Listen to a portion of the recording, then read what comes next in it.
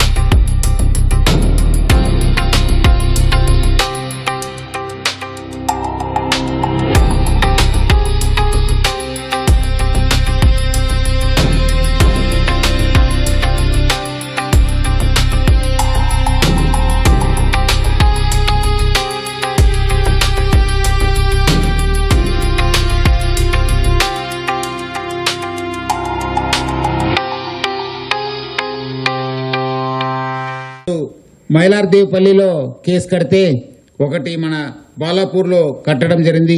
Almost 25 టన్ మటీరియల్ని మనము seize చేయడం జరిగింది. ఇంప్రాపర్ లేబలింగ్ ఉండింది, మిస్ బ్రాండింగ్ ఉండింది. అట్లానే వాళ్ళు చేసే ఒక టెక్నిక్ కూడా చాలా డిసెప్టివ్గా ఉండేది.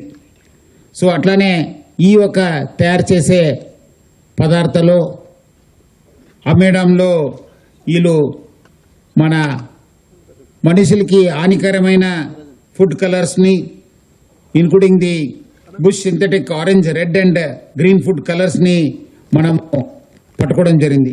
నాన్ ఫుడ్ సబ్స్టెన్సెస్ ఉంటావు అంటే ఫుడ్ మన క్లాత్ డై చేసే కెమికల్స్ని, ఇండస్ట్రియల్ గ్రేడ్ పర్మనెంట్ కలర్స్ని, అట్లానే ఈ టాల్కమ్ పౌడర్, షైనింగ్ పౌడరు, అట్లానే రైస్ బ్రాన్ ఆయిల్ చేసి మిక్స్ చేయడం జరుగుతుంది.